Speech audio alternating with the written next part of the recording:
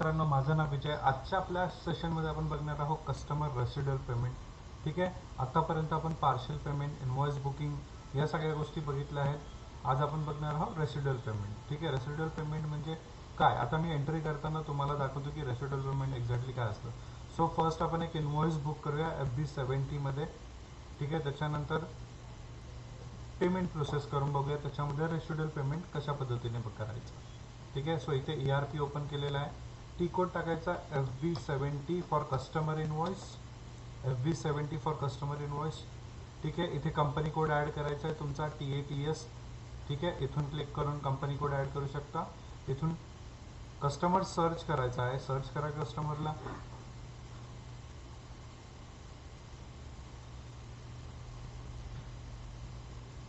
Search by company code, इथे company code add करायचा आहे, एंटर प्रेस करा किंवा स्टार्ट सर्चवर क्लिक करा. ठीक आहे, सो इथे कस्टमर्स आहे, जो पाहिजे तो कस्टमर घेऊ शकता. फॉर एक्झाम्पल XYZ लिमिटेड आपण कस्टमर घेऊया. आजची डेट टाकूया, अमाऊंट टाकूया 60,000.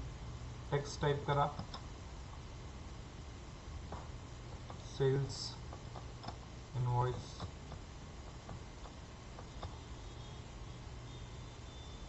त्याच्यानंतर इथे GL, customer always debit. So हा हेडर डेट आहे, कस्टमर ऑलवेज डेबिट. इथे क्रेडिट लाईन आयटम ॲड करायचा आहे. सर्च करा तुमचा GL, प्रेस एंटर. सो आपण ऑफिस शेअर सेल करूया 60,000 रुपीज. 1 2 3 60,000. प्रेस एंटर करा. ठीक आहे, इथे सुद्धा ग्रीन सिम्बॉल झालेला आहे आणि इथे सुद्धा ग्रीन सिम्बॉल झालेला आहे. याचा अर्थ तुमची एंट्री प्रॉपर झालेली आहे. ठीक आहे, सो तुम्ही click on save. Document was posted. आता आपण display, customer line item check करूया. इथे तो कस्टमर सिलेक्ट करायचा आहे.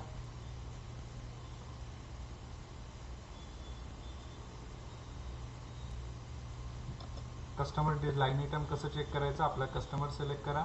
इथे ऑल आयटमवर क्लिक करा. जर तुमचं पेमेंट करायचं, पेमेंट रिसीव्ह करायचं बाकी असेल, फक्त इनवॉइस बुकिंग केली असेल तर ओपन आयटममध्ये आपण चेक करतो. क्लिअर आयटममध्ये ज्यांचे पेमेंट रिसीव्ह झालेलं आहे, पूर्ण अकाउंट क्लिअर झालेलं आहे, ते क्लिअर आयटममध्ये बघतो.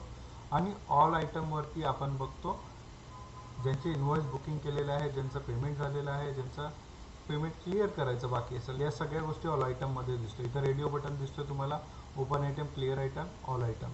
ठीक आहे, सो ऑल आयटमवर क्लिक करून वेंडर सिलेक्ट करून एक्झिक्यूट केला आहे मी. ठीक आहे, क्लिअर झालं. 60,000 पेमेंट रिसीव्ह करायचं आहे. ठीक आहे, सो आता इथे 60,000 बॅलन्स दाखवतोय. क्लिअर आहे, सो आपण F-28 मध्ये जाऊया. कस्टमर पेमेंट स्लॅश एन केलं, F-28 फॉर इनकमिंग पेमेंट. आजची डेट टाकूया.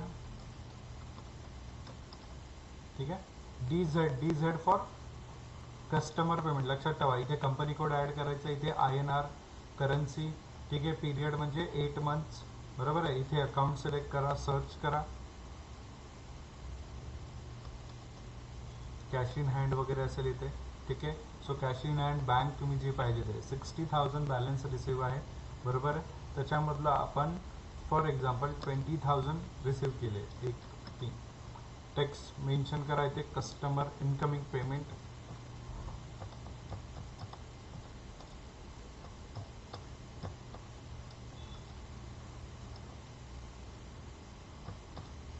ठीक आहे, इथे कस्टमर सिलेक्ट करायचं आहे, सर्च करून करा. जर तुम्हाला नंबर रेंज माहीत असेल तर तुम्ही नंबर रेंज ॲड करू शकता.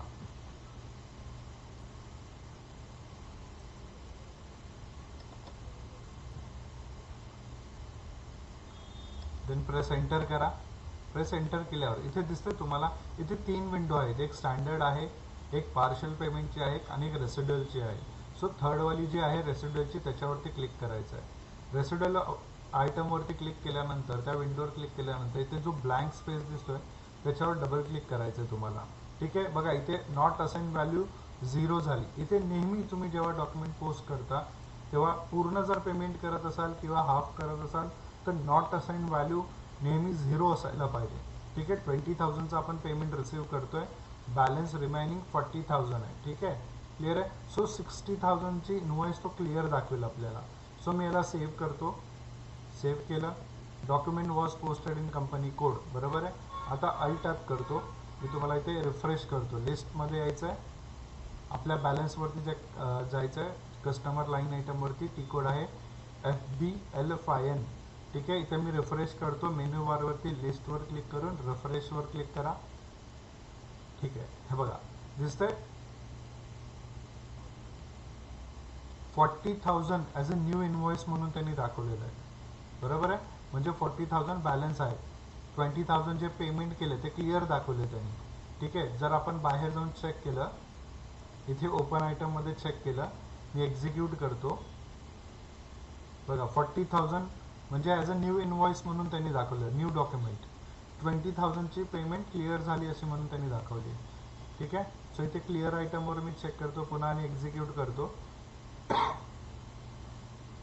बघा इथे 60,000 क्लिअर दाखवले त्यांनी, दिसतंय.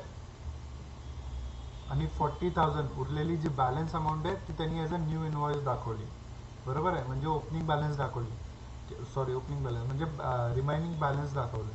ठीक आहे. 60,000ची इनवॉइस त्यांनी क्लिअर करून दाखवली. सो आपण वापस करूया. 40,000 बाकी आहे, त्यातले 20,000 पुन्हा मी करतो म्हणजे तुम्हाला क्लिअर होईल. पुन्हा तो 20,000 तिथे रिमाइनिंग बॅलन्स दाखवेल as a new invoice, as a new document म्हणून.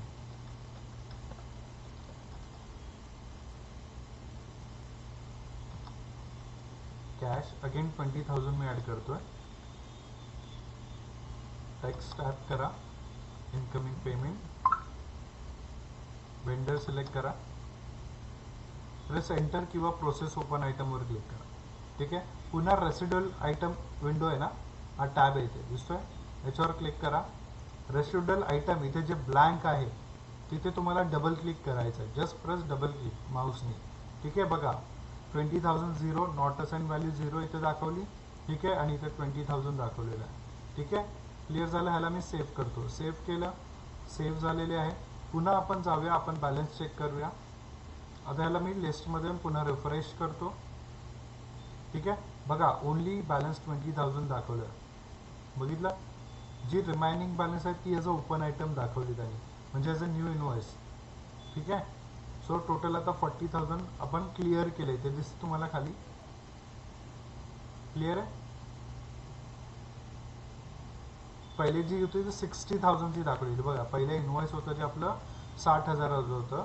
DR म्हणजे इथे डॉक्युमेंट टाईप दाखवलं, DR म्हणजे कस्टमर इनवॉइस, DZ म्हणजे कस्टमर पेमेंट. ठीक आहे. सो फर्स्ट जे होतं तर 60,000चं होतं. 60,000च्या अगेन्स्ट आपण 20,000 कॅश रिसीव्ह केली, त्यातले त्यांनी 40,000ला ॲज अ न्यू इनवॉइस दाखवलं, बरोबर आहे. म्हणजे 60,000 त्यांनी क्लिअर केली. पुन्हा मी 20,000चं केलं. 40,000 जी बॅलन्स होती त्याच्या अगेन्स्ट मी 20,000 रिसीव्ह केले, मग त्यांनी ती 40,000 क्लिअर दाखवली. मग उरलेली जी रिमाइंड बॅलन्स आहे त्याला आज त्यांनी न्यू ओपन आयटम दाखवलं, म्हणजे 20,000 ओपन आहे. आता ही पण क्लिअर करून टाकूया, पूर्ण क्लिअर होऊन जाईल. सेम पुन्हा cash in hand, balance amount, text type करा, कस्टमर, प्रेस एंटर किंवा click on process open item. आता बघा इथे ऑटोमॅटिकली 0 आलाय. आता तुम्हाला रेसिड्युअल आयटमवरती क्लिक करायची गरज नाही. आता तुम्ही स्टँडर्ड टॅबवर आहात, स्टँडर्ड विंडोवर आहात, तिथेच तुम्हाला काय करायचं गरज नाही. इथे नॉट असाइन व्हॅल्यू 0 आलेली आहे. Just click on save, just click on save, document was posted. आता बघा आपण टॅप करून त्या बाजूच्या विंडोवर जाऊया आणि याला रिफ्रेश करूया. सगळं क्लिअर झालेलं असेल. बघा 0 आलं, इथे 0 आलं पाहिजे, म्हणजे 20,000चे पण आपण क्लिअर केलेलं आहे. ठीक आहे. सो अशा पद्धतीने रेसिड्युअल पेमेंट आपण करतो. ठीक आहे. आतापर्यंत आपण फुल पेमेंट बघितलं, पार्शल पेमेंट बघितलं, रेसिड्युअल पेमेंट कस्टमरमध्ये बघितलं. ठीक आहे. स्टार्ट टू एंड पूर्ण सिरीज बघा, तुम्हाला व्यवस्थित कळेल. ठीक आहे. आय होप सो तुम्हाला हा व्हिडिओ व्यवस्थित समजला असेल, व्यवस्थित कळाला असेल. व्हिडिओ आवडला असेल तर नक्की लाईक, कमेंट, शेअर करा. ठीक आहे. सो भेटूया नेक्स्ट व्हिडिओमध्ये. धन्यवाद. Thank you so much.